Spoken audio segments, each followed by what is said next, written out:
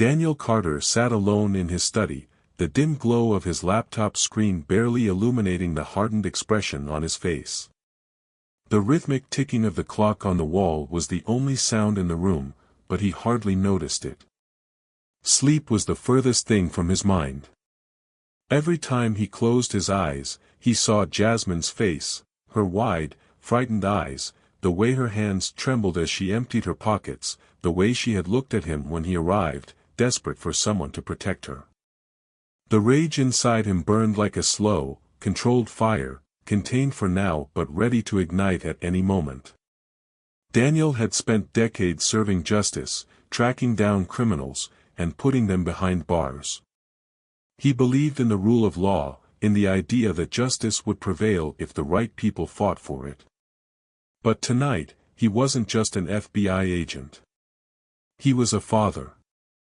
And his daughter had been humiliated, treated like a criminal for no reason other than the color of her skin and the assumptions of those who thought they could get away with it. That was something he could never allow. His enemies were clear: Margaret Sterling, the store owner who had made the false accusation, and Officer Matthew Grayson, the corrupt cop who had treated his daughter like she was guilty the moment he laid eyes on her. Both of them had power in their own way. Sterling hid behind her wealth and reputation, while Grayson used his badge as a weapon, believing it made him untouchable. Together, they had stripped Jasmine of her dignity and nearly destroyed her confidence. Daniel clenched his jaw, his fingers tightening into fists. He had spent his life dismantling criminals who thought they were above the law. He knew exactly how to take them down. He wasn't interested in revenge, he wasn't that kind of man. But he was interested in justice. Real justice. The kind that exposed corruption for what it was and ensured that no other father would have to watch his daughter go through what Jasmine had suffered. He took a deep breath and opened his laptop. It was time to do what he did best: gather information, find the cracks in their armor, and build a case so airtight that no amount of money or influence could protect them. He would expose every dirty secret, every abuse of power, every injustice they had committed. And when the time came, they wouldn't see him coming. They had made a mistake when they went after his daughter. Now, it was his turn. Daniel cracked his knuckles, exhaling slowly as he focused on the task at hand. He had taken down entire crime syndicates, unraveled deep-rooted corruption, and faced some of the most dangerous criminals in his career. Yet, nothing had ever felt as personal as this.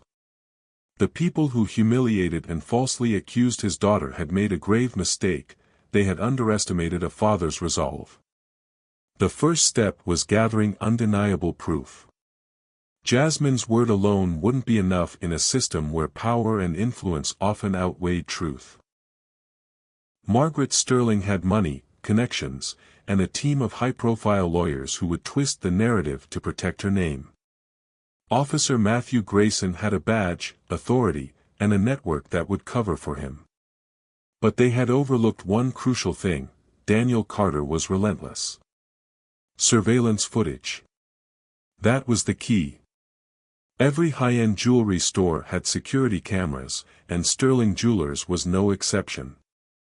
If Jasmine was telling the truth, and Daniel knew she was, the footage would show it. The only problem was whether the evidence was still intact. If the store had already erased or tampered with the footage, retrieving it would be difficult. But Daniel wasn't about to let obstacles slow him down. He had spent years in the FBI learning how to dig deeper, how to track down leads that criminals thought were buried. He leaned over his laptop, fingers flying across the keyboard as he accessed the store's security provider records. It didn't take long to find what he was looking for: Sterling Jewelers used a third-party security firm. That was a vulnerability. If Sterling had tampered with the store's internal records, there was still a chance that the security firm retained backup footage. But accessing those files wouldn't be easy. The security firm's system was protected by advanced firewalls. Attempting to retrieve the footage legally could take weeks, time he wasn't willing to waste. No, he needed someone who could get in now. He reached for his phone, scrolling through his contacts. He knew exactly who to call. Ethan Reyes, a former FBI cyber specialist turned freelance hacker. The man was a genius when it came to cracking high-security networks, and more importantly, he owed Daniel a favor. Without hesitation, Daniel pressed the call button. It rang 3 times before a groggy voice answered. "Carter. You better have a damn good reason for waking me up at."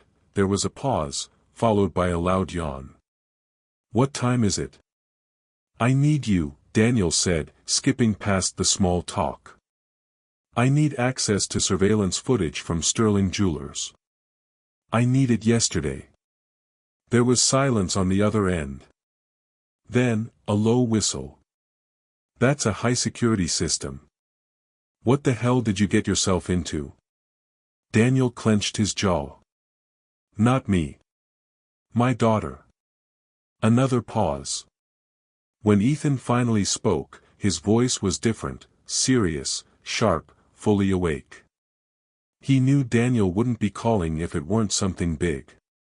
"I'm in," Ethan said without hesitation. "Give me an hour." Daniel cracked his knuckles and leaned forward, his eyes narrowing as he dove deeper into his investigation. The weight of the injustice against Jasmine pressed heavily on his shoulders, but it also sharpened his focus. He had spent years taking down criminals, exposing corruption, and unraveling the most complex cases. But this time, it was personal. This time, it wasn't just about upholding the law, it was about protecting his daughter. And he would not fail her. The first step was securing undeniable proof. Jasmine's word alone wouldn't be enough. Sterling's lawyers would spin the story in her favor, and Officer Grayson's badge would protect him from scrutiny. Daniel had seen it happen too many times before, powerful people twisting reality to suit their own narrative. But video evidence? That was something even the best lawyers couldn't argue against. Daniel's fingers flew across the keyboard as he searched for information on Sterling Jewelers' security system. He had worked enough cases to know that a high-end jewelry store would have extensive surveillance. The moment Jasmine walked through those doors, cameras had been watching. If there was a recording of her inside, it would prove that she never stole anything. But there was another possibility: if this was a setup, someone might have already tampered with the footage. He wasn't going to take that risk. Digging deeper, Daniel traced the store's security provider and found exactly what he was looking for. Sterling Jewelers used a third-party security firm to manage their surveillance system. That was a weakness. If the store's management had deleted or altered the footage, the original files might still be backed up on the security firm's server. But getting access wouldn't be easy. These companies used encrypted systems with layers of firewalls to protect their data. If Daniel tried to go through official channels, the request could take weeks, time he didn't have. He needed someone who could break in and retrieve the footage now. His mind immediately went to one person: Ethan Reyes. A former FBI cyber specialist, Ethan had once been Daniel's go-to tech expert. After leaving the bureau, he started freelancing, taking on hacking jobs that lived in the legal gray area.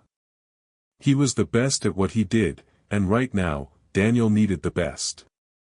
Without hesitation, he pulled out his phone and scrolled through his contacts. When he found Ethan's name, he pressed call. The line rang 3 times before a groggy voice answered. "Do you have any idea what time it is?" Ethan mumbled, clearly half asleep. Daniel didn't waste time. "I need your help." A pause. Then a sigh. "What kind of help?" "I need access to the surveillance footage from Sterling Jewelers. And I need it now." There was silence on the other end. Then Ethan let out a low whistle. "That's a high-security system, Carter. What did you get yourself into?" Daniel's jaw tightened.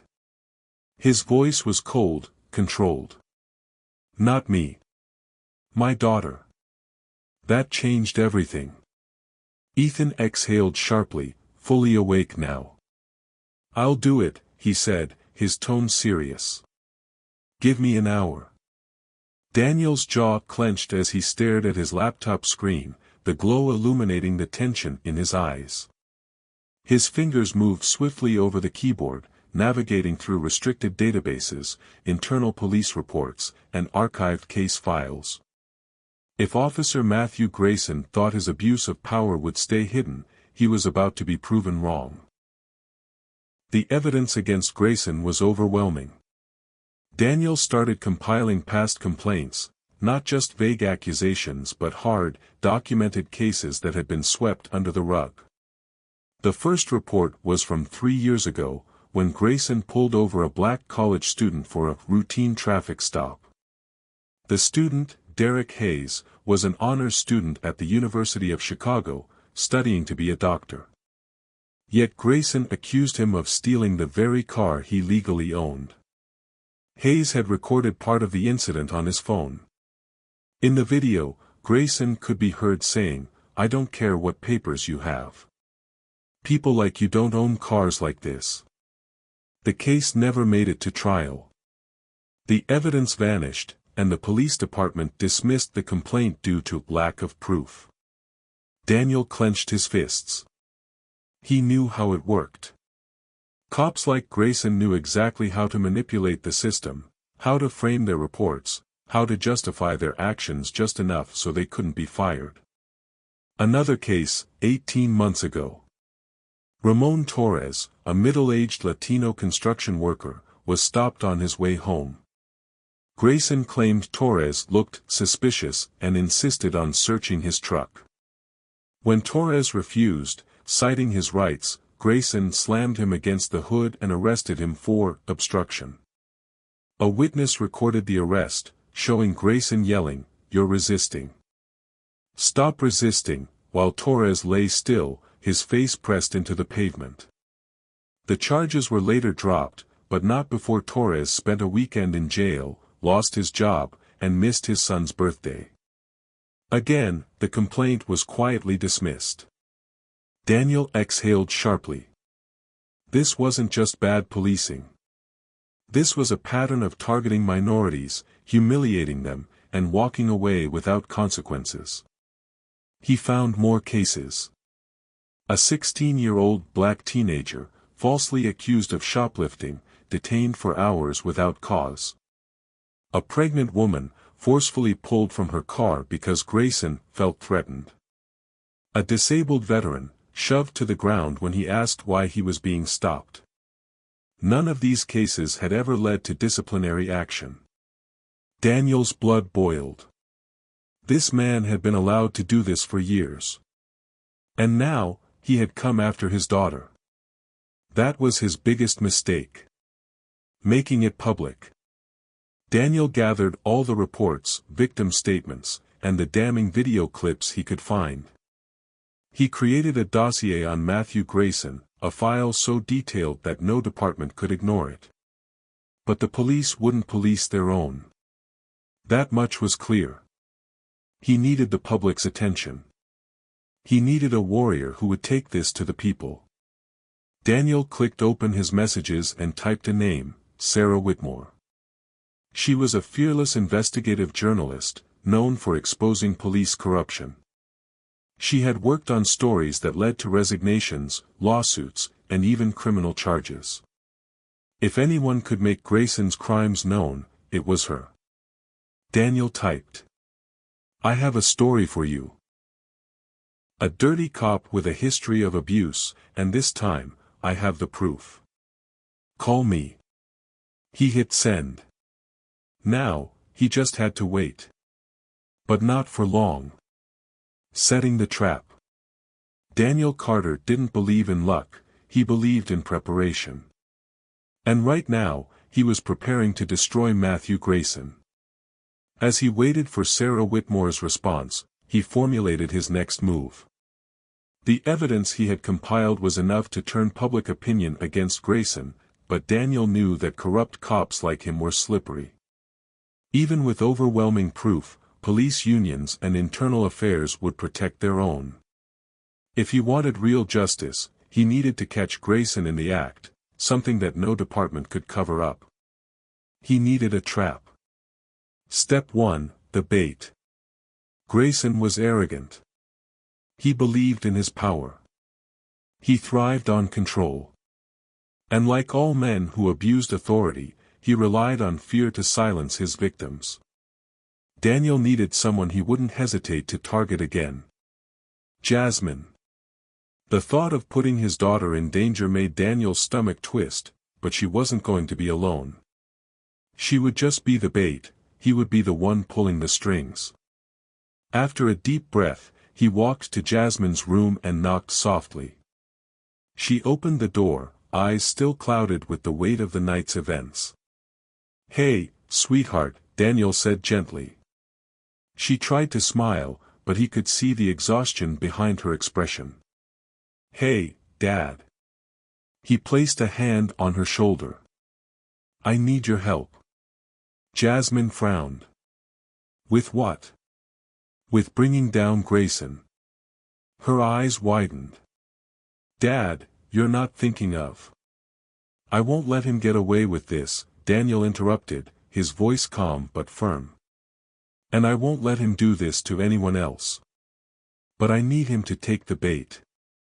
Jasmine hesitated, biting her lip. "You want me to go back out there?" "Not alone," Daniel reassured her. "I'll be watching. Every second. But we need to make him show his true colors, on camera, in a way no one can deny." She was silent for a long moment, then finally asked, "What do I have to do?" Step 2, the setup. The next afternoon, Jasmine went back out, this time to a different part of the city. She wasn't shoplifting, she wasn't breaking the law, she was simply existing. And that was enough for Grayson. Daniel had done his research, Grayson's patrol route, his habits, his preferred hunting grounds. He was a predator, and predators had patterns. Daniel had also called in a few favors. A civil rights lawyer was on standby. A hidden body cam was clipped inside Jasmine's jacket. A local news crew had been anonymously tipped off. And Ethan Reyes, his hacker friend, was monitoring the police radio, waiting for the moment Grayson took the bait. Now, all Daniel had to do was wait. Step 3, the trap closes. Jasmine was standing at a street corner near a shopping district when it happened. "Hey!" A familiar, authoritative voice rang out. Daniel's fists clenched as he listened through the earpiece. Jasmine turned around slowly. "Yes, officer." Grayson approached, his usual smug confidence plastered across his face. "We got reports of a young woman matching your description causing trouble around here. Care to explain?" Jasmine kept her hands visible, her calm rehearsed. "I've just been walking. I haven't done anything." Grayson smirked. "That's what they all say. You're gonna have to come with me." "Am I under arrest?" Jasmine asked, her voice steady.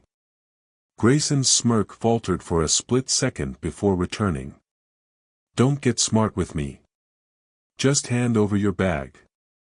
Daniel heard everything through Jasmine's hidden mic. This was it. Step 4, exposing the monster. The moment Grayson grabbed Jasmine's wrist, Daniel stepped out of the black SUV parked down the block. And he wasn't alone. A news camera crew was already recording. A civil rights lawyer was approaching. And Ethan had hacked into a nearby security camera, streaming everything live. Daniel walked up, badge in hand, eyes cold as steel. "Officer Grayson," he said, voice sharp. "Let her go." Grayson froze, recognizing Daniel instantly. His fingers tightened on Jasmine's wrist for just a second before he let go. "Carter," he muttered. "What's this about?" "Oh, I think you know." Daniel tilted his head toward the cameras. "You're on live television, officer." Grayson's face drained of color. I was just detaining a teenager for no reason. Again. Daniel's voice was like a knife. The lawyer stepped forward, holding up paperwork. "Officer, we have your full record. We'll be pursuing legal action against you for racial profiling and wrongful detainment." The news reporter took a step closer. "Officer Grayson, would you like to comment on your pattern of misconduct?" Grayson looked around wildly, but he was trapped. The world was watching. The live stream was trending, and there was no way out. Daniel took one step closer and lowered his voice just enough for only Grayson to hear. "You went after the wrong girl." Grayson knew it was over. Just as he finalized his strategy, his phone buzzed. It was Ethan. "You're going to want to see this," Ethan said, his voice tense. Daniel's stomach clenched. "What did you find?" Ethan hesitated. "The footage isn't just edited, it's been wiped from the store's local system. But I dug into the backup servers from the security firm. The original file was marked for deletion by a direct request." Daniel's jaw tightened. "Who made the request?" A beat of silence. "Matthew Grayson." Daniel's fingers curled into a fist. It was worse than he thought. Grayson wasn't just a pawn, he was covering for Sterling. That meant the two of them were working together more closely than Daniel had suspected. And now, Daniel had the proof. The truth unveiled, a trail of evidence against Grayson and Sterling. Daniel Carter's grip tightened around his phone as he processed Ethan's words. Matthew Grayson himself had ordered the deletion of the footage. This wasn't just an impulsive act of abuse of power, it was a deliberate cover-up. The implications were massive. It meant that Grayson and Margaret Sterling weren't just casually aligned, they were actively conspiring together. Daniel took a deep breath, his mind racing as he considered his next move. This wasn't just about clearing Jasmine's name anymore, this was about exposing a system that had enabled and protected predators like Grayson for years. And now, with Ethan's findings, he finally had the first undeniable piece of evidence. "Ethan," Daniel said, his voice steady despite the storm brewing inside him, "do you have a copy of the original footage?" A pause, then Ethan replied, "Of course. I extracted it before they could fully wipe it. You're going to want to see this." Daniel opened his laptop and waited as Ethan sent the file. A few seconds later, the video popped up on his screen. He pressed play. The footage was clear. Jasmine walked into the store, her body language calm and composed. She admired the jewelry, occasionally picking up a necklace or a bracelet, but she never attempted to steal anything. There was no hesitation, no guilty behavior, no sudden movements. She behaved like any normal shopper. Then came the moment that changed everything. Margaret Sterling entered the frame, standing at a distance, her sharp eyes locked onto Jasmine. A few seconds later, she leaned toward an employee and whispered something. The employee nodded and discreetly reached for his phone. "Calling the police. Calling Grayson." A few moments later, Jasmine put the jewelry back and walked toward the exit. The footage showed she had nothing in her hand. Was in on it from the start. Daniel leaned forward, analyzing every detail in the footage. The timestamp, the angles, the way Sterling signaled the employee before Jasmine had even left the store. There was no missing necklace. The accusation had been fabricated. "Send me every backup of this footage you have," Daniel instructed. "Multiple copies. Secure them. Already done, Ethan confirmed. Now, what's next? Daniel exhaled sharply. The evidence alone was enough to prove Jasmine's innocence, but it wasn't enough to bring down Sterling and Grayson completely. He needed more. Grayson has a history, Daniel muttered, opening the dossier he had compiled earlier. We need to connect the dots. Flipping through the documents, Daniel reviewed Grayson's past misconduct reports, all of which had been buried. Excessive force complaints, racial profiling, wrongful detainment, all swept under the rug. Each case had one thing in common: Grayson had used his authority to intimidate and silence people who didn't have the means to fight back. But this time was different. This time, Grayson had targeted the daughter of an FBI agent.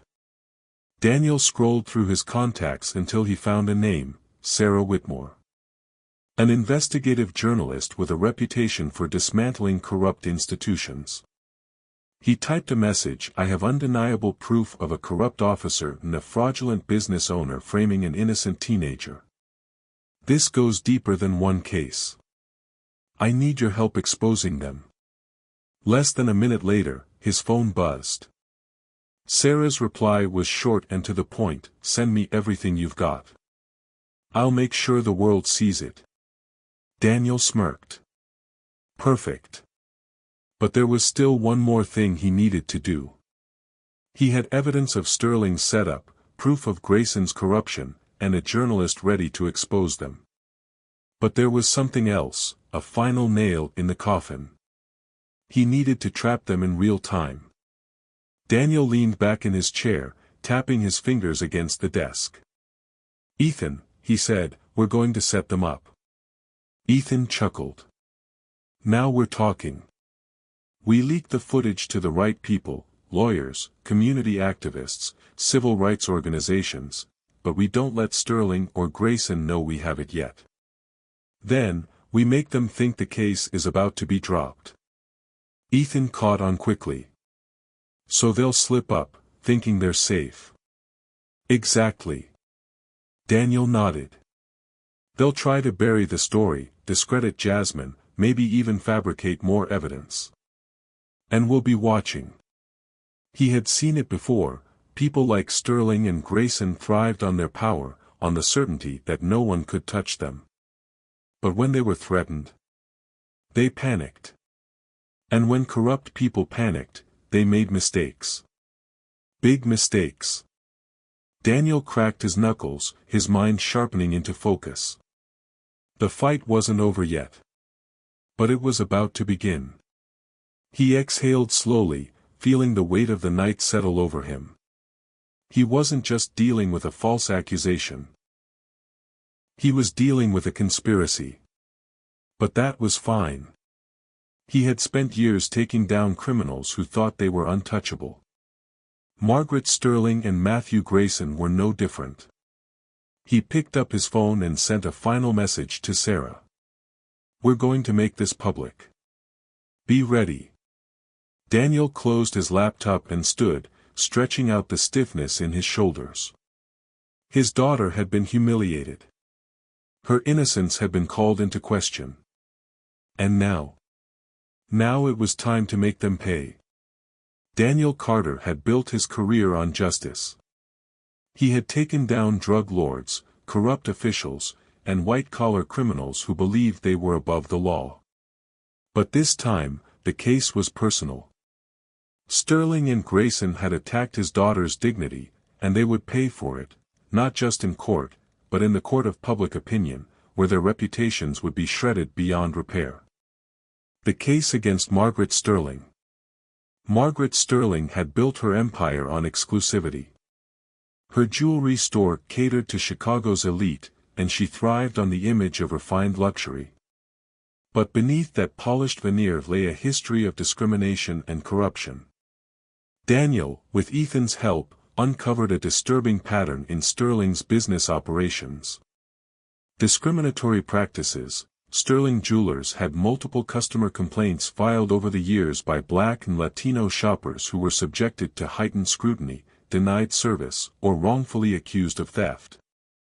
Most of these complaints had been settled quietly, meaning victims had been paid off to avoid bad publicity. Bribery and police influence. Sterling had donated large sums to the Fraternal Order of Police, and Daniel found evidence that she had direct connections to several high-ranking officers, including Grayson. This explained why past incidents in her store had never led to any consequences for her staff.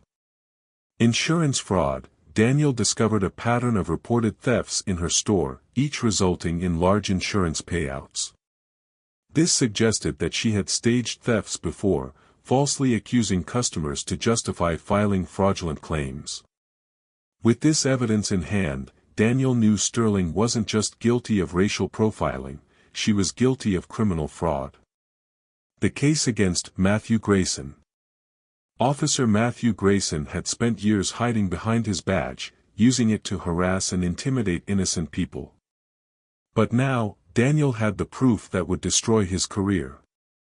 Past complaints and cover UPS. Ethan's deep dive into police records revealed 6 official complaints filed against Grayson over the past 5 years. The cases ranged from excessive force, racial profiling, and wrongful arrests, but every single one had been dismissed before an internal review could proceed.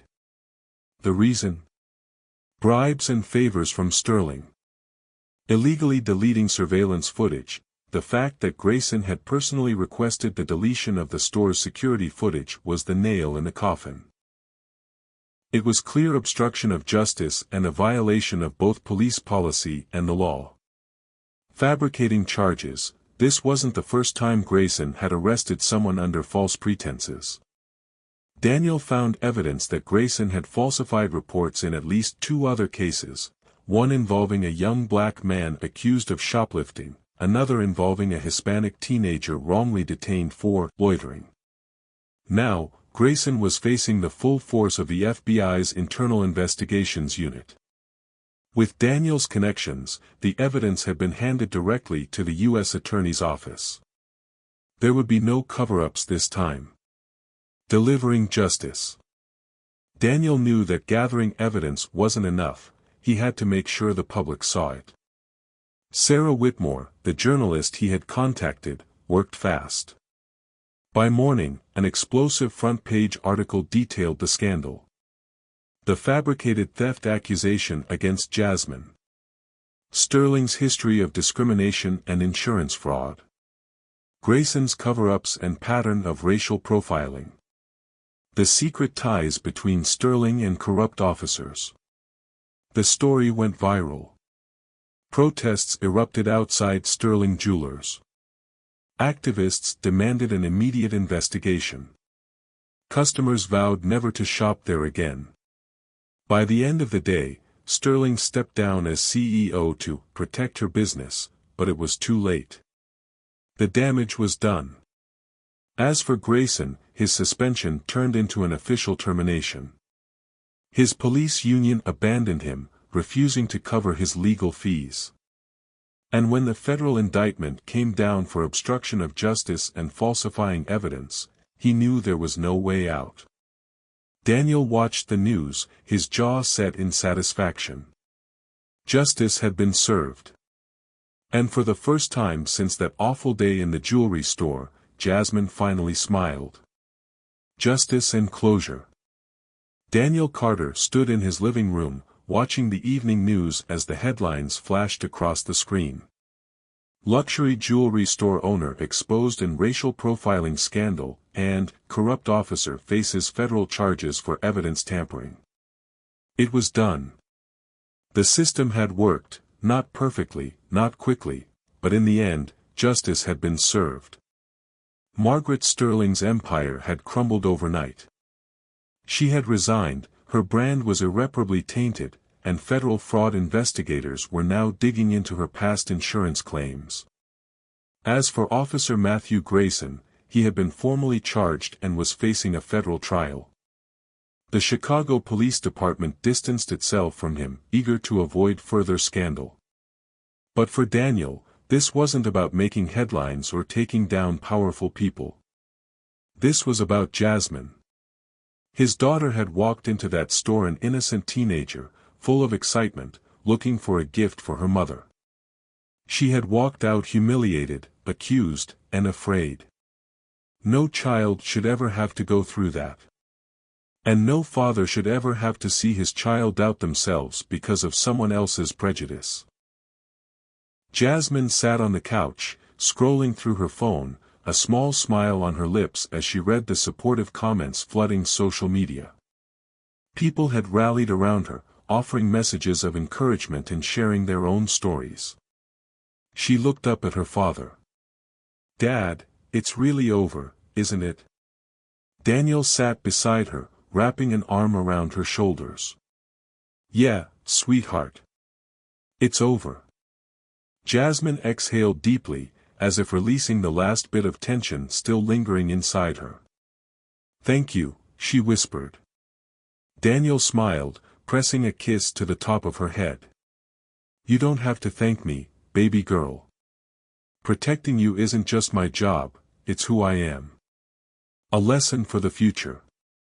That night, Daniel sat in his study, reflecting on everything that had happened. This wasn't the first time something like this had happened in America, and it wouldn't be the last. But it was a reminder, a painful, undeniable reminder, that justice doesn't come easily.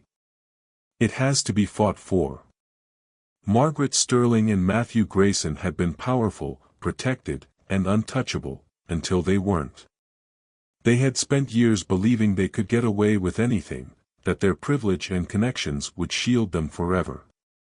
But the truth had caught up to them. And that was the lesson Daniel hoped people would take from this. No one is above the law. No matter how much money, influence, or power someone has, justice will find its way to them. Silence allows injustice to thrive. If Daniel had done nothing, if he had told Jasmine to move on, Sterling and Grayson would have kept ruining lives. We must hold people accountable. It's not enough to be angry.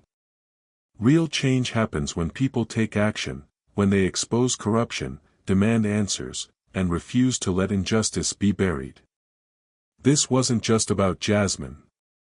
This was about every young person who had ever been wrongly accused, every innocent person who had been mistreated because of their skin color, their background, or their social status. Jasmine's story had sparked something bigger. People were now sharing their own encounters with racial profiling and abuse of power. Community leaders were pushing for police reform. The world was watching. And that gave Daniel hope. A new beginning. The next morning, Jasmine walked into the kitchen, wearing a bright smile that Daniel hadn't seen in days. "I'm heading out," she said, grabbing her purse. Daniel raised an eyebrow. "Where to?" Jasmine smirked. "Mom's birthday gift. I still need to get it." Daniel chuckled. "After everything, you still want to buy jewelry?" She shrugged. "Of course. I won't let what happened stop me from living my life." Daniel felt his heart swell with pride. His daughter wasn't just strong, she was unstoppable. He tossed her his car keys. "Take my car. And if anyone gives you trouble, call me." Jasmine grinned. "I think they'll be too scared to mess with me now." She was right. She was no longer just a teenager who had been wrongfully accused. She was a symbol of resilience, a reminder that no one should ever be afraid to demand justice. As she walked out the door, Daniel smiled to himself. This was just the beginning for her. Thank you for watching. Justice was served, but the fight never stops. This story is just one of many, and there are countless more battles to be fought. If you enjoyed this story, make sure to follow for more gripping narratives about truth, justice, and those who dare to stand up against corruption. Because in the end, the only way to defeat injustice is to shine a light on it.